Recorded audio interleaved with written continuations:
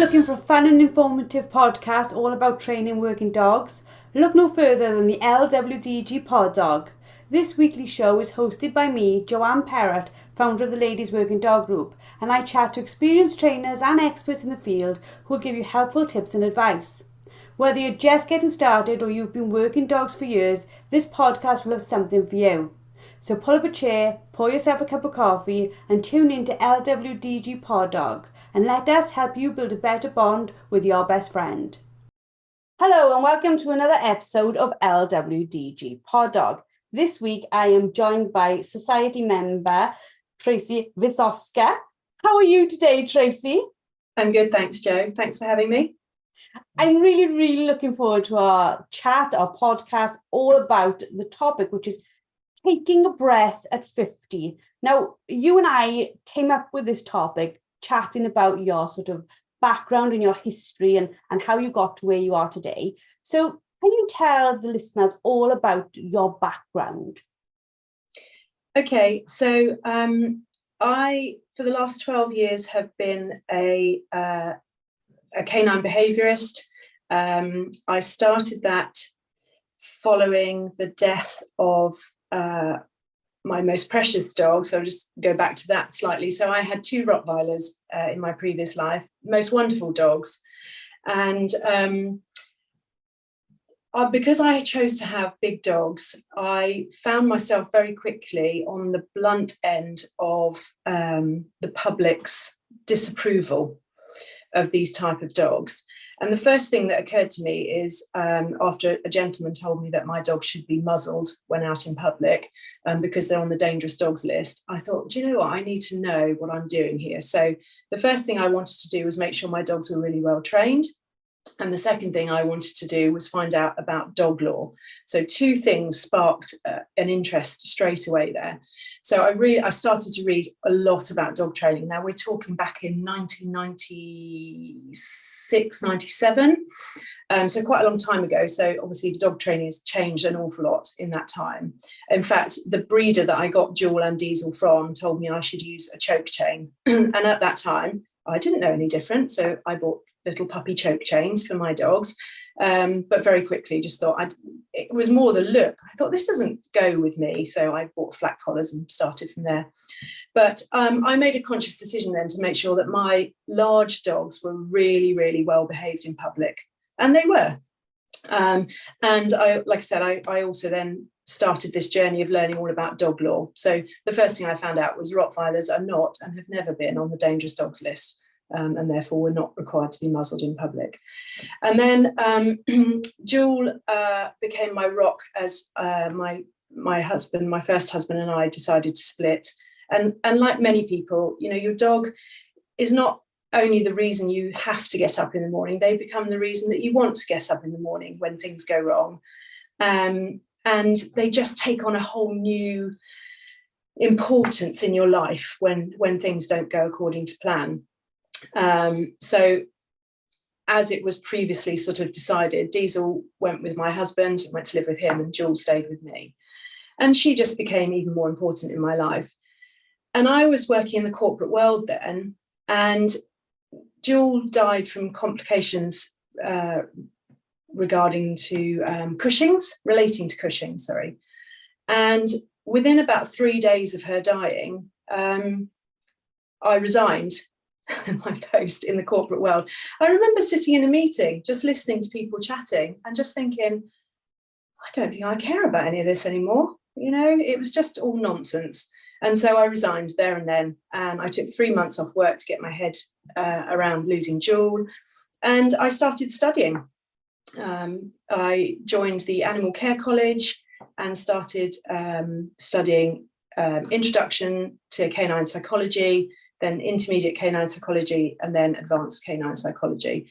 And it took me about 4 years to do, all in all. It was quite a lengthy process because you look at everything from diet and body language and everything. It was massive. And so Jewel, I then started my business, and Jewel was that legacy. Her death prompted me to take my life in a different direction. And even now, I still well up thinking about it sometimes, thinking this was all down to her. You know, the fact that I chose to have Rottweilers, and she really taught me the importance of being a really good dog owner and the importance of training. When you first mentioned this to me, we weren't arranging a podcast about it. We were just talking about ways we were working together, things that we could do. And then when you told me all this, I was like, oh my God, you should really do something like a masterclass or do something.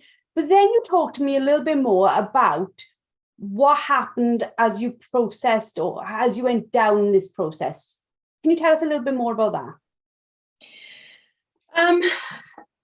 I guess, I started off like everyone does, with huge amounts of enthusiasm. When you're learning new things, you just become a sponge for all this knowledge. There literally seems to be no stopping point. You just seem to be able to take on so much, and there's enthusiasm running through every vein in your body. I set up the business, I set up the website. I was just oozing enthusiasm. And it upsets me even now when I hear dog trainers say, oh, I work with dogs because I don't like people. And I think it saddens me, because actually I love people and I love dogs and I love people with dogs even more. And it's the people who pay the bills, and it's the people who decide whether to keep re-engaging you when you're training their dog. So you've got to be good with people if you want to be a good dog trainer. So I set up the business, and the three kind of cornerstones of my business were behavior, training, exercise. That was kind of my company logo. So it was about understanding the correlation between the right type of exercise, the right amount of exercise, training your dog for life skills, and often, looking for chinks in the armor where things are going wrong, and perhaps you need to understand the emotion that's driving some behaviors, as your dog is progressing through their life. So that was the route that I took, that these three things were intrinsically linked. And you loved, like you said, the business, and you loved everything that you were doing. What made you decide to take a breath and to step back from everything? Because you told us briefly there was, the sad passing of your Rottweiler meant you wanted that life change. It was it was the catalyst that said, right, we're going down this path. You were loving going down this path. What changed for you to not feel the same about that path? Gosh, that's how long have you got? Long time. So there's when you are in the industry of working with dogs and you want to do it really well, there's a huge emphasis, and rightly so, on continued professional development. And I think that's really, really important. But it does add quite a lot of pressure if you want to do it well. There's lots of seminars, there's lots of getting other trainers to observe you on a regular basis. You're going to observe other trainers on a regular basis. A lot to fit in around just doing your core role. There's so much information out there, and you and the rest of your team know that everyone's an expert when it comes to dogs. The guy in the pub, your next door neighbour, the postman, this, that, and the other. And that can sometimes feel really overwhelming, that you're sat there almost screaming behind the scenes going, I don't mean to be rude, but I'm the one with the knowledge. Why don't you listen to what I have to say? And that can be incredibly frustrating. I just felt like my head was going to explode at times. And as a very typical woman suffering from imposter syndrome and focusing on when my help wasn't going as well as I wanted it to. So you get someone, so owners, I guess by definition of the fact that most of us are on diets in our lives, we always leave the problems till they're too late, or they've got so big that you suddenly think, oh my God, I really need to deal with this. And when it comes to dog behavior, that's really dangerous. That if you've got a problem, you need to seek help early doors. Don't think that it's just going to magically get better or what have you. And so owners often, not always, but often leave problems until they become almost insurmountable. And then what they do is seek out the help of an expert. And one of the first questions I found was, I was always being asked, is how long is it going to take to fix? And that for me was one of my red flag moments, because that shouldn't, I understand why it's your first question, because you've left it so long, you now want to fix it quickly. But actually, you then end up sometimes dealing with owners who will literally do whatever it takes, regardless of the detriment it may then have on the relationship between them and their dog, just to stop this current behaviour that they're really struggling with, which, had they dealt with it a year ago, would have been quite quick to fix. I don't like the word fix, by the way, but you know what I mean. Yeah, and the sort of what you just said there is very much like you said, our diet culture. We're not, very rarely are we proactive, we're normally reactive. It's like, oh, I'm going on holidays or something, so now I'm going to deal with this. And we have waited till it's too close. And then we do tend to do something, and when I say we, I'm talking about the UK or even the global way of dealing with like being overweight when you're trying to go to something like holidays. We will do something massively drastic, not in any way something that we can consistently do in life, nor should we. So instead of having this like general, gentle, healthy, proactive plan we followed for a year, we will eat eggs and cabbage water for 3 weeks to get ready to go somewhere. And then we are starving, we are hungry, we're not in the right place. And then we do that thing. And you're very right. People have got a dog that's screaming on the end of a lead, or is doing something around the house, chewing everything, that you literally cannot move without that dog annoying someone in the family. And then they just like, at the point where it's like, I have to stop it now, or my partner or husband or somebody has said the dog has to go. So the place that they're even starting trying to fix something from is one of drastic measures, isn't it? Yes. And anyone who knows anything about dog behaviour, dog training, knows that the quick fixes always have fallout. Always. You fix part or the whole of one problem, and something else has bubbled away underneath while you've done that, while you fix that one problem, and then you end up with a much bigger issue in the long run. And it's sad. And I think, going back to your question about why I had to take a break, I genuinely just felt a lot. I was very happy a lot of the time, and so many of my clients gave me such joy, and we giggled a lot and all of that.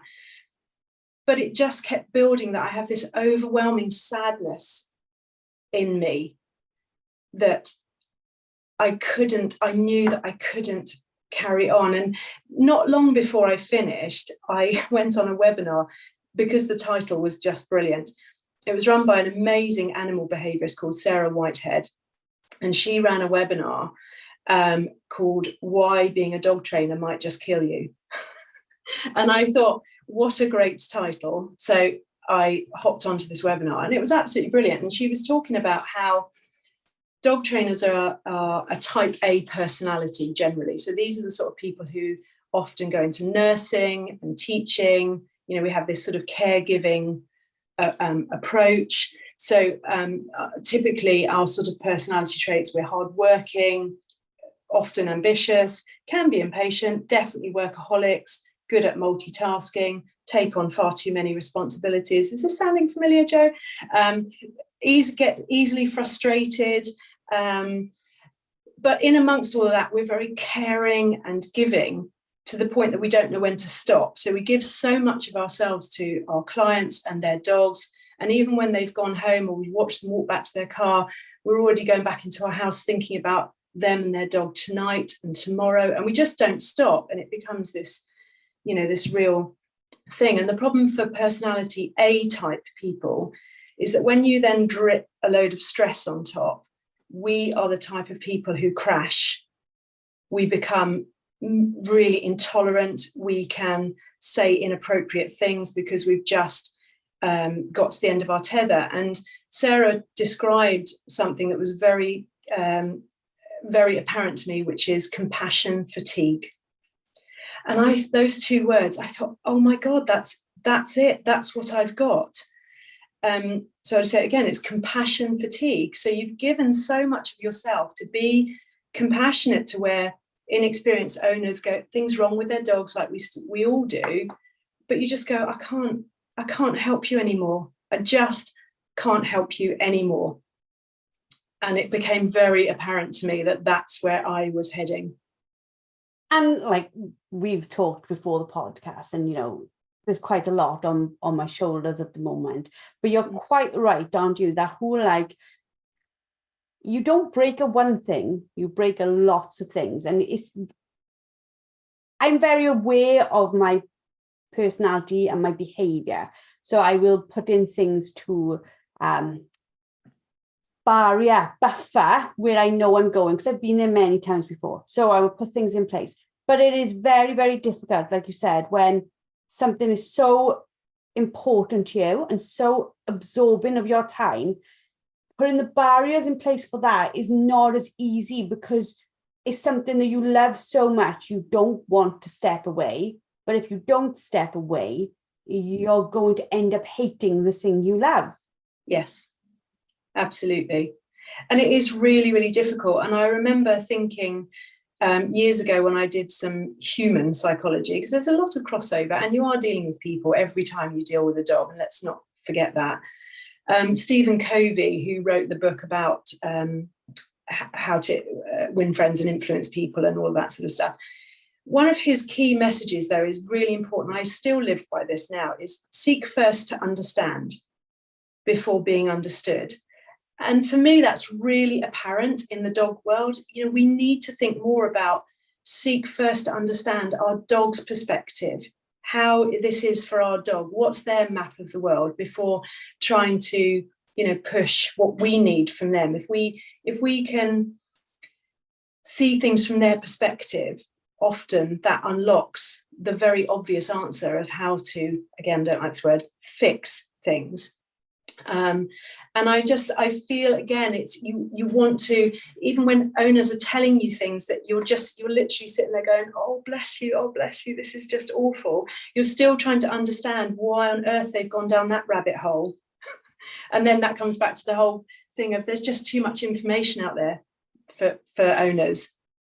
When we talk about like compassion fatigue or even knowledge fatigue or all these types of fatigues, we live in an incredibly mentally busy world. I look sometimes, I've got 2 screens in front of me. I've asked my husband to find one where I can have 4. I've got my Surface Pro on, I've got my iPad on. I have a child who's homeschooling now, so it comes through the door into the office probably about 15 times a day. And I actually love her doing that. But she's like got questions and she's got a laptop and she's asking me things.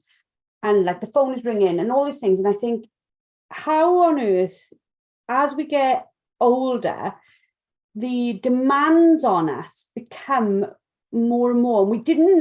I didn't see it, I'm not at 50, I'm 43, but I never saw. All right, rub it in. I never saw, though, the fact that as you get older, everything will get more organized, but it doesn't. It just becomes more overwhelming, I think.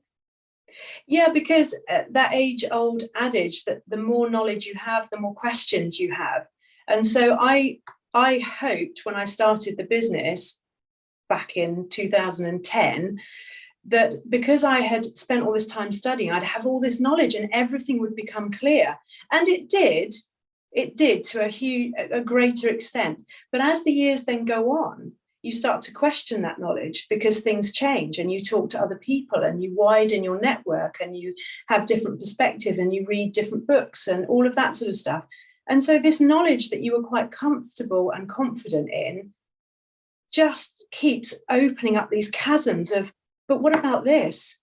Well, how does that now relate to this? And what about and it just, your head just wants to explode. And I met a client once, the most lovely guy, was a farmer. And he rang me and he said, oh, I've got this dog, Flo, I'll never forget, a little black Labrador. He said, I've got this dog. I need to do some work with it because I want it, obviously, because he's a farmer. I need to do some work with it because I want to get it out picking up and what have you. And he rocked up at my paddock on the wrong day to start with. I'd send him away and come back the next day, bless him. He came back the next day with this dog. She was on the back seat of his truck. He didn't even have a lead. He's so disorganized. But this little dog jumped out the truck. We walked up the path to my training paddock. This little dog just walked by his side, just looking up at him like that, and he's chatting along in his dirty overalls. And I said, what is it that you want to work on? And he just sort of said, oh, some stop and this, that, and the other. And it was the most beautiful thing. And I sent him away after 20 minutes, and I said to him, you don't need me. I said, you're the person who reminds me of why we need to strip everything out with our dogs, because what you've done with your dog from the day dot, you've just been present. You've just been with her. You're just hanging out with her. You're not putting any constraints on her. I know we have to teach them behaviours and all of that skills, but what he had done is forged the most beautiful relationship by just being present with this dog, to the point he didn't even know where his lead was. But they had the most beautiful connection, and it just made my heart sing. And I thought, I know it's hard when people are working in offices and this, that, and the other, but sometimes I feel like we just spend too much time worrying about the things that aren't really that important. I think if you go to most like farms and smallholders, wherever, the man with the dog. Like my dad had a collie, and her name was Sam, and she would do anything for me. I used to take her to agility and everything. And then a bit like the spaniels, he'd walk out the door. Sam would no longer be mine. Sam would be like at dad's heel, and she'd go. But I think you're right. Like when they paps, they're very clear and concise about what they don't want. They don't worry about all the other things. It's like, up, like they'll say to them, up on the quad, up me. It's just up. There's not like, up, can you get up there for me, Sam? Because I'm going to be taking you somewhere. There's not this whole like lady conversation. It's like, up, sit. And then she'd sit there wherever they went on the back. Didn't, like you said, didn't tie her in. She was on the back of a quad. She could have died, all the women things we think of. She was just there, and dad just knew she'd hang on, I think. Do you know what I mean? And then you'd get somewhere, and then he would tell her what he wanted to do, and then he'd say sit. And it was just very simplistic. So even as a pap, she learned quite quickly what she needed to do for dad. And it wasn't overly complicated for man nor dog. No. And when you look at the majority of us who are on the ladies working dog group, the majority of us have gun dogs, and some of us actually want, we do shoot with our dogs and what have you. And I know retrieving, as Claire has said many times, it's a 7 or 8 stage process, and it can be very complicated. But the actual beauty of it is it's just a dog working with a human with the same goal in mind, understanding each other, respecting each other, giving each other guidance and space, but just working together. And I think, again, going back to why I've had to take a break, with COVID and what have you, you had many people getting dogs. Some turned out fantastically, but they're not necessarily the majority. And getting a dog that they don't really understand what that dog's role is in their life, or their role is on the planet, like a working cocker spaniel. I'm here to hunt, to put food on your table and this, that, and the other. And it just felt like a real kind of starting to become a real mismatch, as to the reasons why people were getting dogs with very little understanding of dogs in general, and even less understanding, of the breed that they had chosen. And it just becomes you don't even have a good starting point then. I think COVID, I'm quite interested in psychology, but I would probably like to at some point sit and talk to a psychologist about this if I had time. But I think our perspectives and values in life really they massively change. Because if you look, for example, even at employment, people went to work all the time, lorry drivers, nurses, whatever, outdoor instructors like my husband works in, and they just did they did the job. But I think somewhere in COVID, we learned to, and it's not a bad thing, it's an awkward thing for employers, but we learned to value our time and having time to ourselves and doing what we wanted to do. To the point where I think when people saw the dogs and thought, oh, I want a life where I walk around and I want you to be by my side. And their behavior was truly, they wanted it with the best intention. We've all hit this thing now, I think, coming out of it, where we suddenly learned to value our lives and our time and being with our family. And this dog fitted in that a little bit. And now we've all been come out, and suddenly, like that year we had where we were in, we were out, it was like the hokey cokey, that nothing really got back to normal. But now I think we have, if there is such a word, got back to normal. It's a massive culture clash, I think. What we felt, what we enjoyed, what we experienced, we're not prepared to give that up. And I think there's almost this like energy of, I don't want to say disappointment, just people just thoroughly depressed with the fact that they have to go back to what life was. I think disappointment's are quite a good word, because I remember thinking, as the eternal optimist that I am, which is part of the reason, again, I had to have a break, because I think, you don't realise that optimism takes quite a lot of effort sometimes, even if it's quite a natural thing. But I remember thinking, for all the things that come out of COVID, I hope it brings more kindness, that people are kinder to each other, because we've all been through this really tough period, and all of us, without doubt, have been affected on many different personal levels and professional levels.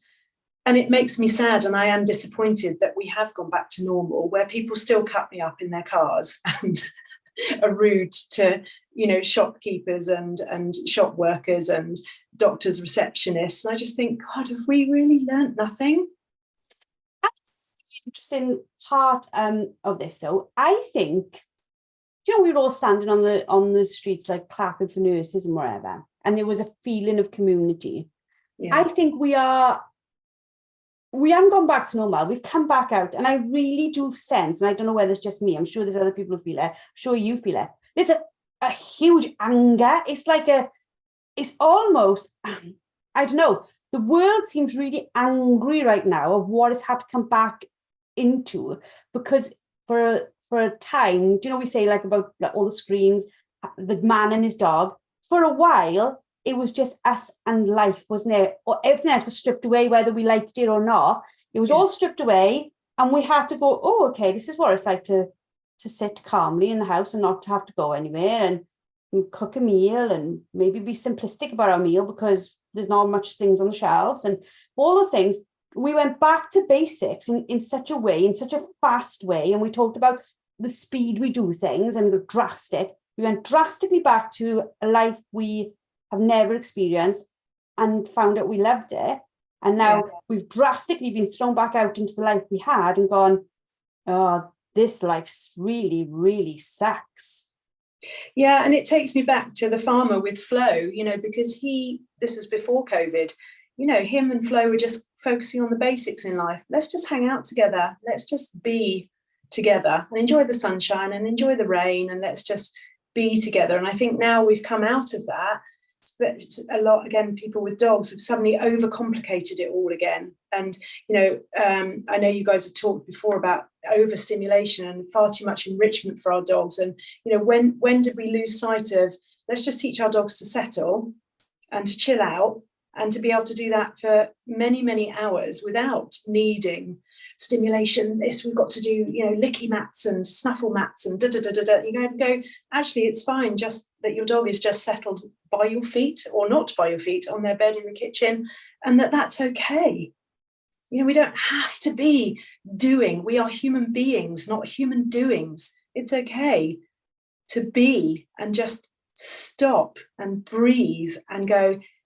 See, I've got friends who have this, is it FOMO?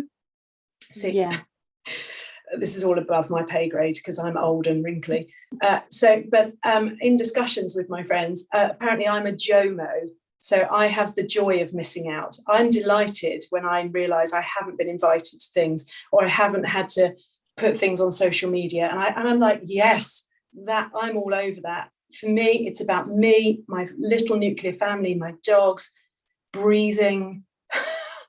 You guys carry on at 100 miles an hour. That's not for me anymore. I've never heard the JOMO thing, but I think I'm with you on it. I've got to be honest. I think it's a beautiful place. Yeah, well, yeah, I think there's something nice of just saying, when I was growing up, apart from the fact that we had like the small world in this type of life, my mum and dad loved people around. They loved it. So, like, my father would be sinking there, the man covered in the overalls and like covered in mud and whatever. And my mum loved, like, people would turn up and she would love, she still loves it now.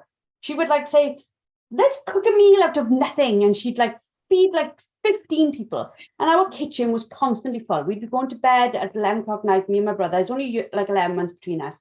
And he's like, literally, I would go to bed, he'd go to bed, and he'd be like, oh, there's people here again, like literally. And growing up now, we don't, Raymond's probably more sociable than me. I will come out into the world, like the game fair, wherever, and I will see everybody and will love everybody. But when I come to my house, I don't think I even invite people to my house. And it's not because I don't like people. It's just, I just want a space where nobody else bothers me, like just my space. I want to walk around in a pair of shorts and a t-shirt and not have a bra on. I don't particularly care. And I don't have to look tidy. And I scrag my hair back in a bun. And I really don't give a crap. I just want it to be me and my family, my dogs. Yes. I think then if you then simplify, because we keep bringing it back to dogs because that's important to us, we then like this simplified life. But then we do what you just said, which is go like, dog, let's just do 3,000 things with you. Well, perhaps the dog, if you turned around and I could have this conversation, would like to say, well, I would just like to hang around looking like crap too with you and not doing jack, because quite frankly, the best life I have is when we go out for like half hour, we throw a little bit of a dummy around, you laugh, we laugh, or we enjoy it, my tail wags, we come back in, we sit down, and then we watch like Top of the Pops. But Top of the Pops is get old now, but you know what I mean. It's that whole like chill out life. Nobody, I'm sure if we spoke to our dogs, no one of them would say, oh my God, I really would love it if you could just keep me occupied all the time.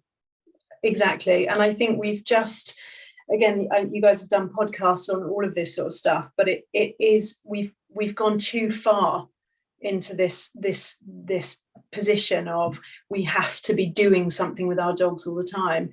I mean, at least probably 4 days a week, Dutch, Lucia and I will go for a wander, and at some point on the walk, I'll just sit on the floor, and the three of us just, the dogs will, after a couple of minutes, just go, okay, we're doing the stopping thing. And we just sit, watch the world go by, the birds, because it's just that it's okay just to be together. We don't have to be doing anything. And I'm just a firm believer that is the basis of that relationship. It's not about what are you going to give me?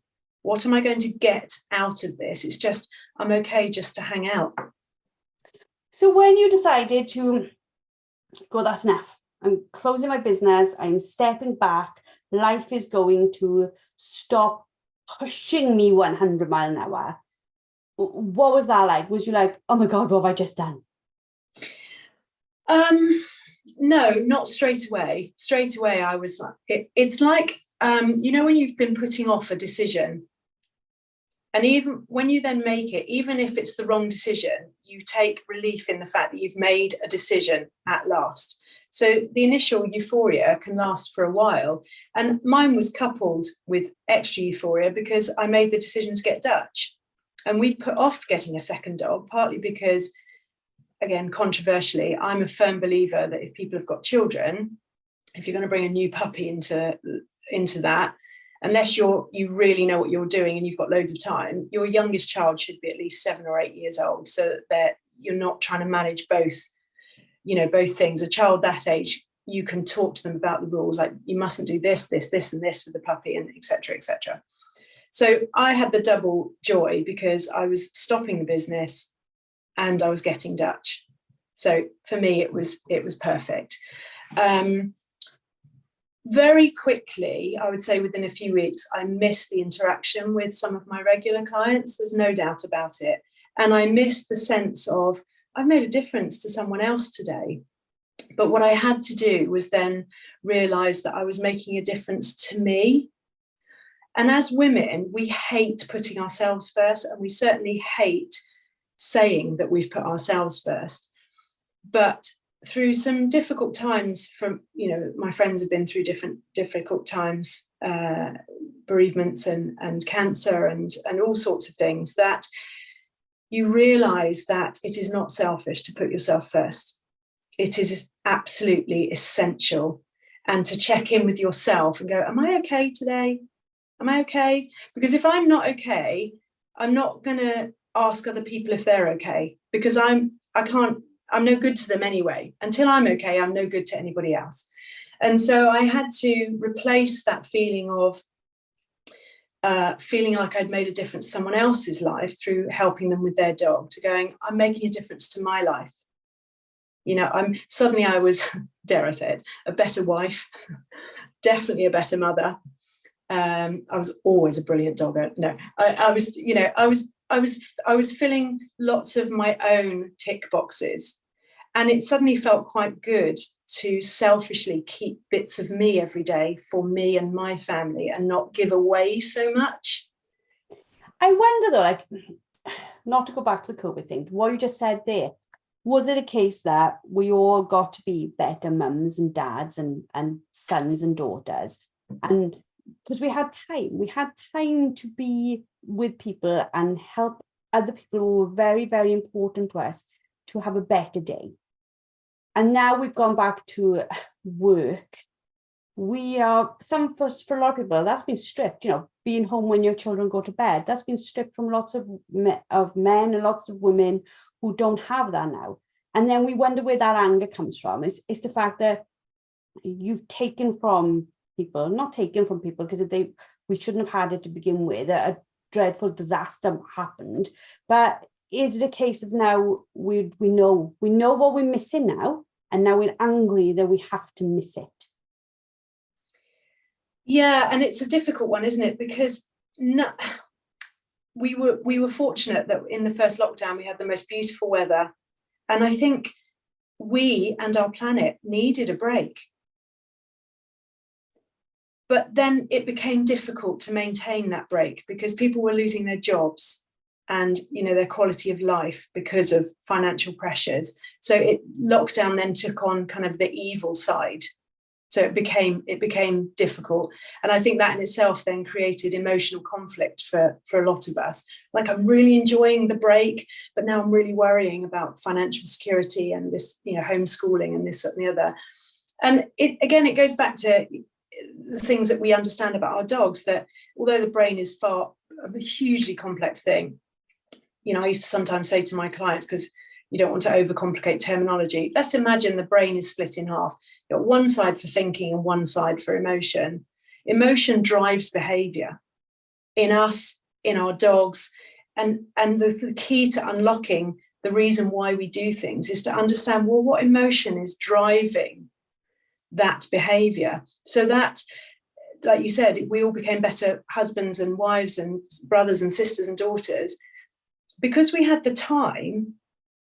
Our emotions were more stable and happy, and so our output was better. It was more joyful and calmer. But as soon as that emotion begins to change, we turn into, you know, worry or panic or stress.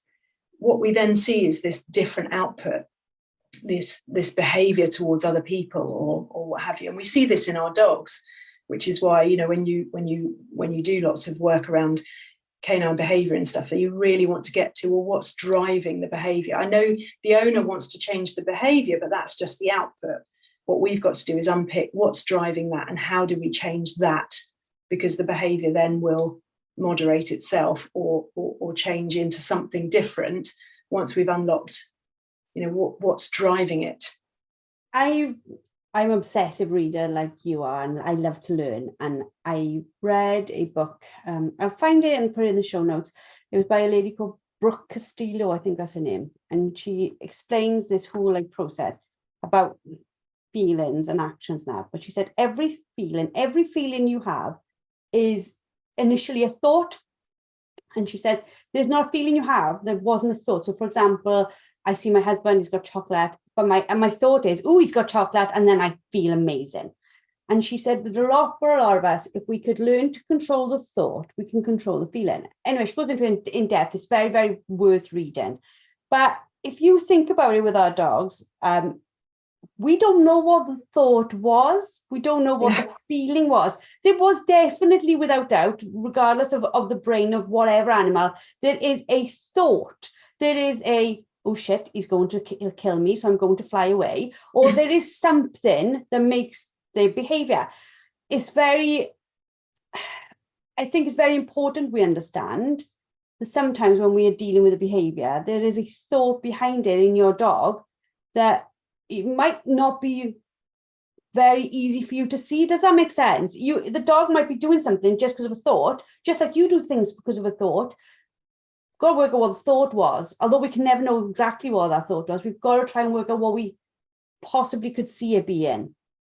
Yeah, and it's tricky, isn't it? Because the thoughts of our dogs are without doubt far less complex than ours. And yourself and your lovely colleagues on LWDG, will be the first to get frustrated when owners anthropomorphize their dogs and give them all these human attributes. We were talking about consent. You were talking about consent on a podcast recently, and Samantha Thornycroft Taylor and I were discussing this in one of our post lesson cake eating, tea drinking bits. And we were talking about how consent really feels like a human attribute, because consent means you've thought through all of the options available and all the consequences on every single one of those options. Is a dog really capable of that complex feeling? I don't know, but I don't think so. When you look at what brings them joy in their life, oh, bird, food, tummy tickle, let's keep it nice and simple.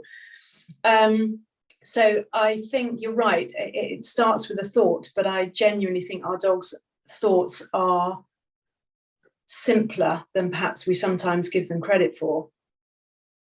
And wouldn't it be lovely if we had such simple thoughts? I've got to be honest, I think I'd like to live in life when I went, food, tummy rub, that's great. That's because we do overthink things, but then we overfeel everything.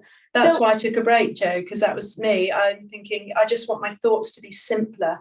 My brain is exploding with all this information, all this continued professional development, all these not conflicting, that sounds really negative. I don't mean it like that, because I was still very much a sponge for knowledge, but it gets a bit lost in translation sometimes. There's just too much and it's hard to block it out, even if, like me, you're not really on social media and so you go out to find research, but it's still there. I definitely understand why you did it, and there have been so many times in my life which I probably been forced to take a stop. Like each brain tumor operation, I've had to be forced to stop thinking. My brain simply couldn't think. So for example, after each operation, if I pick up like an iPad and go on social media, after it's hardly anything, after about 10 minutes my brain just stops thinking. It's like, whoa, no, you've injured yourself here, you need to stop. I think for us, as we get not as we get healthy or as we get things, but we don't do anything when we are normal. I hate using the word normal, but where we're not injured and where we're not, in certain situations, we just tend to allow so much stuff to attack us, don't we? We don't say, actually, I'm taking a break until, like you just said, you got to the point where we get an obesity where we just go, oh, too much, I've got to do something drastic. You then got to too much drastic. Yeah, and I think we don't do enough inward thinking until you take a break. So I was realizing with this compassion fatigue that my emotional resilience, if it was just going down and down and down, and that's when you realize things are going wrong, because we would describe it perhaps as it being on a short fuse. So little things were bothering me. I'm thinking, why can't I cope with this little thing? It's because my resilience was so low. And it was just getting smaller and smaller. And I think about those little egg timers that you tip over and you see the sand. And I was thinking, God, I feel like that, like my sand is right at the bottom. And how do I turn this on its head to get my emotional resilience back up to a place where these knocks, and they weren't, a lot of them weren't even real knocks. I wasn't having clients going, oh, you're terrible. You haven't fixed my dog. It was nothing like that. It was all internal. So I was my own worst enemy. But nevertheless, I noticed how low, or how not low, how lacking in resources I was. I'm sure there's loads of people listening and they're like, oh, I'm either there now, or I've been there, or I've been there many times. For you, once you'd like stepped away and you'd had this time and taken this breather and become a better wife and a better parent and all those things, there is a time, I think, where you decide, okay, well, I can't like completely be excluded from the world forever. How have you managed coming back as, you know, Tracy 2.0, who can like actually balance how she moves forward? Yeah, that's a really good question. And whilst I feel like we do create our own destiny, I sit on the fence with fate, because things do happen in your life. You think, oh gosh, that's amazing. So I was at the Cotswold show back in June, and bumped into Lady Bathurst at Cirencester Park, and she had just launched this charity, the National Foundation for Retired Service Animals. And because I saw the picture of a German Shepherd and this, that, and the other, and I thought, I'm just going to see what that's all about. And cut a long story short, I'm now on the management committee for this absolutely incredible charity. And it feels like dipping a toe back in the water. So I'm working with dogs very loosely. I'm spending time with some incredible people. I recently got to spend the day with Thames Valley Police dog training unit. I got to cuddle an 8-week-old Malinois. Oh my days, that was delightful. And then I got to watch some of the bite dogs in training, which is just incredible. And I guess because a lot of the trainers are men, I still had this view that, oh God, I bet the training is quite harsh. They're all over positive reinforcement. They use clickers. They just completely understand how to train these dogs in a much more sympathetic way than they did perhaps 20, 30 years ago. So I was joyfully impressed by that. I'm getting out there talking to people about what happens to these amazing dogs and horses when they retire, that the government funding stops, and how it's really important that we provide financial support for these dog handlers who want to hold on to their dogs, rightly so, on the day they retire. So Tracy 2.0 is now someone who, I feel like my emotional resources are back up to a decent level. I've absolutely loved meeting Samantha Thornycroft Taylor. She and I have the most wonderful training sessions with Dutch. She has reinvigorated my enjoyment in dog training. Not necessarily to go back to it, but just being around someone else who's really passionate, but also, doubts herself at times and that sort of thing. It's, that camaraderie has been lovely. So the charity's, like I said, a bit of a stepping stone back into the real world, meeting people, talking to people, talking about dogs with people, which, as you can see now, it still brings such a smile to my face. Dogs will always be part of my life, and I love people, but I'm still not sure which absolute direction I'm heading back into. I love Sam as much as you do. And I think if you asked Sam why she's a group expert, I don't know, I've never asked this question, so maybe after this I'll phone and say it, but she would probably really downplay why she is there. And I'm always, when I train with her, when I talk to her, there's this like really quiet, clever wisdom that she doesn't withhold, but you just never see, you've got to go and start, like, sometimes a conversation with Sam, you start talking to her and I'm like, I could talk to her for hours because she just knows so much. And I love her to death. I love all our experts to death, but I think Sam is probably one of the experts that people might not think of first to go talk to her. But she's fabulous, absolutely fabulous. I wouldn't have her sitting there as one of our group experts if I did not think that there's not a person who would go to her and talk to her where she wouldn't turn around and say, I'll do my best to help. She's that person. Yeah, and I think what Sam possesses as well is that she has a plethora of dogs. I think the last count was 8. She was contemplating a 9th. But she's got Marshall, this kind of protection dog, very complicated dog. She's got Tracker, another very complicated dog. I think she's only got 2 dogs that are her own from puppy. So what she brings also to the group is this: I've taken on loads of other dogs that have had problems and I've worked them through, and that gives a different perspective.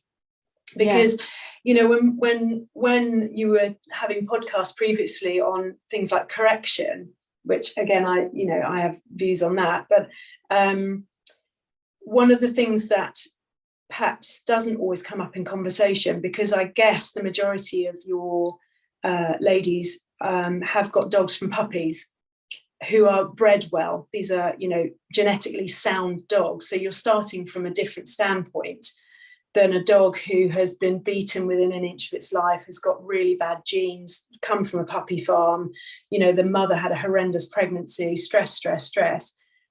When you're dealing with those 2 dogs at the same age, for example, their map of the world is so different. And what Sam brings is that understanding that, under normal circumstances, I would correct that dog. But for this dog, I can't do that, not yet, and not like that. I've got to do this differently because this dog is very, very, very, very different in terms of its upbringing. She's very wonderful, as are all of them, of definitely working with the dog in front of her. Yeah. And not generalising, which I adore.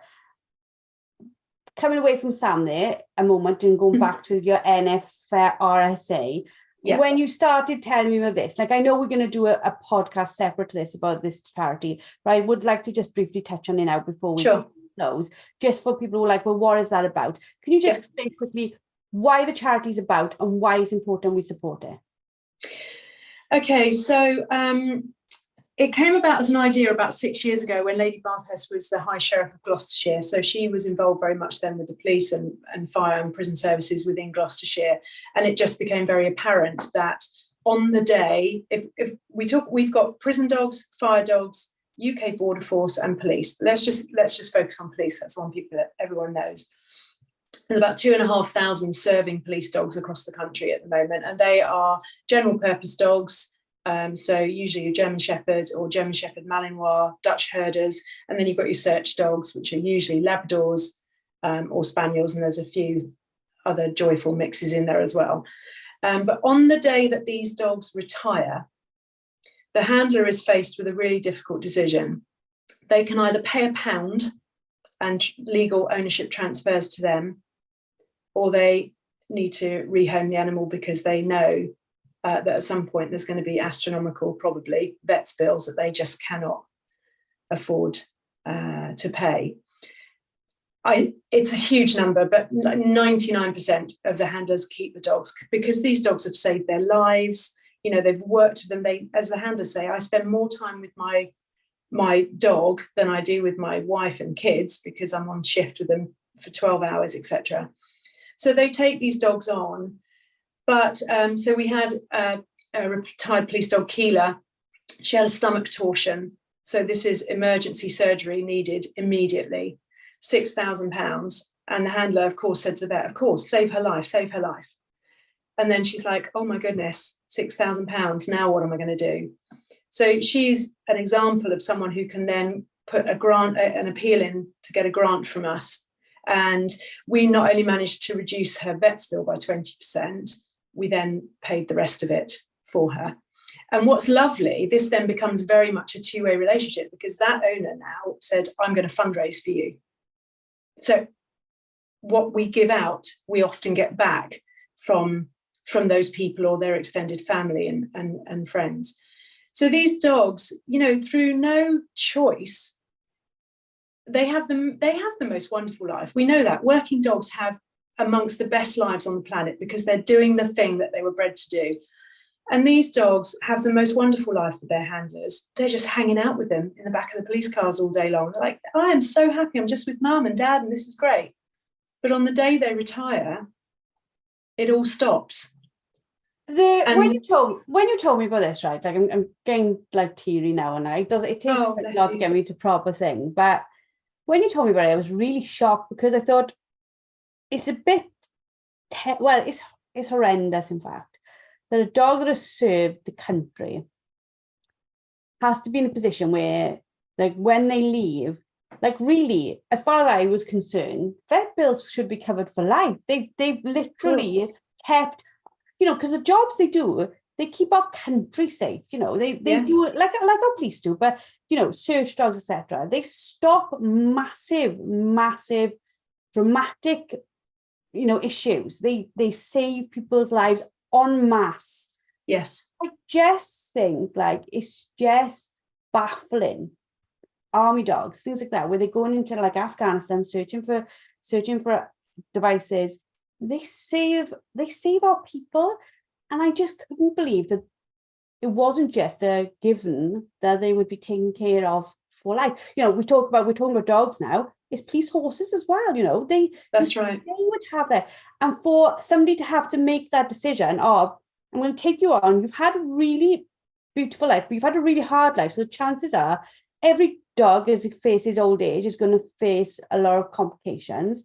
Yes. But you are probably going to face more because the wear and tear on your body. You didn't boot around to go for the park every day for a little walk. Chances are you were flying around places doing things that were really hard and really dramatic for you to do. Yeah, and can you imagine being that dog handler? I was chatting to some recently where they said, they're in that position, so they've got a criminal, they know there's a criminal, they know he's armed, and the choice you have is, well, it's not even a choice. The job you have is to send your dog in, knowing that that dog could die within the next couple of minutes because that criminal may think nothing of stabbing that dog just to get away. And this dog is, I'm welling up as well, Joe. Can you imagine being that person that has to make that decision to send their dog into what they know is a life or death situation? But the dog is a police officer. You've now got that is his crying. I know it, and you're absolutely right. There has to be money for them, but there isn't. And one of the I was lucky enough to sit in a meeting next to the head of the dog, I won't get this right, dog technical training unit for HM prisons. And he said, the worst bit, when the dogs retire, we have to fill in a disposal form. They call it a disposal form. And he said, because they're an asset, and because then they're no longer an asset, we are disposing of the asset. He said it's horrible, but but unfortunately, these dogs are not the right dogs to be rehomed in the majority of situations. Some of the search dogs, the USAR search dogs, so these are the urban search and rescue dogs, the sniffer dogs, but not your general purpose dogs. Because you imagine how careful you would have to be on the cues and the commands that you give that dog in retirement. So when I went to Thames Valley Police, the head trainer was, scruffing this beautiful dog. They were obviously really good friends, him and the dog and the handler. And then he wandered off, came back with the big Kevlar suit on. And as soon as he turned to face this dog, the handler just said, watch him. And on that command of watch him, the dog was like, rah, rah, rah, rah, this, to a person that he knew. But he'd been told to now watch him, and watch him initiated this horrendous noise. I mean, it's scary. But I just thought, God, imagine if you were out in the park with your retired police dog and someone just happened to say that word, all hell would break loose. So these dogs are not eligible for rehoming. They have to stay with their handler. But it's just sometimes an insurmountable financial burden. And we are now there to help. I should say, however, there are some fantastic local retired police dog charities. There's about 16 across the country. So there's already loads of work in place to help local constabularies. The NFRSA has come in at a national level to provide support for the local charities that are already doing a great job. But with the backing of Lady Bathurst, we're hoping to be able to raise huge amounts of money every year to really support nationally. I think it's incredible, and I think it's such an eye-opener. I'm sure there's people listening who are like, I didn't know that, I wasn't aware of that. We will put the link to the charity in the show notes, and we are going to do a podcast completely on it so that we can get way more information on it. And, you know, I am a firm believer that even if all we can do is spread awareness, it makes a huge difference to how things are known about and how things can be supported. So if all you can do is give your time and share on Facebook and things like that about the charity, if that's all you have to give, that is enough. Just please do that for them. I think it's really, really important that we're all aware of what's going on. Thank you very much, Tracy, for an incredible podcast. I'm sure you've had other people crying now. I can't believe we just both cried together on a podcast. Probably the first time ever. I should write it down in my memory. First time I sobbed on podcast. Oh, bless you, Jo. But I do believe that, like you said, you know, even simple things, like sometimes when we're out working our dogs, there's times we think, oh, I don't really want to send you into that bush or send you across that stream, and we have to make a decision. And it's a simple decision to make. Like you said, these people with these police dogs, they don't have that choice. The dog is going in, and that's the end of it. From them. And thank you for bringing it to our attention. If people want to find you, you are a society member, yes? I am. And they can always come and say hello to you in the society groups. And how do they get hold of you as part of the NFRSA? Is there a way of getting hold of you if they want to help you, if they've got fundraising ideas? Yes, absolutely. And actually, as we grow, we will be reaching out to find regional volunteers. Because we do go to a lot of shows, so we will be at Crufts in March, but there's shows across the country that we can't, because a lot of us are based here in Gloucestershire, we can't physically get to. So we will be reaching out looking for regional volunteers as the weeks, months and years go on. So you can send an email to our main mailbox, which is info@nfrsa.org.uk. Or you can direct any information to me, which is Tracy, TRACEY, Wysocka, WYSOCKA, @nfrsa.org.uk. Fabulous. I love the way that you guys have the sense to go NFRSA on your website, because I'm like, the ladies working dog group, there's just like too many G's, too many like everything. I'm like, why didn't I just write the LWDG to begin with on every single page? It would have been so much easier. Much easier. But lovely. Thank you for your time. Thank you for a wonderful podcast. Thank you for having a conversation with me. Thoroughly enjoyed it, and I'm sure our listeners will too. Please, as listeners, let us know what you think. If you want to chat about anything that we've discussed about, we are always here for you. I'm going to say goodnight to you now, Tracy. I'm going to say goodnight to the listeners, and we hope to speak to you all next week. Thanks, Jo. Bye. Thank you for listening to LWDG Pod Dog with me, Jo Parrott. Now, we all know training a dog takes time, energy and patience, but our lives can be really, really busy. Don't worry, the LWDG has got you covered. Join us for our free planning workshop, where we'll show you how to use short 10-minute training sessions each day to fast forward your dog's education. Our experts have years of experience in training dogs and will help you get started on the right foot. Register now and start making progress with your furry friend today. Go to our Facebook page, the Ladies Working Dog Group, and click on the pinned post, or visit www.thelwdg.com.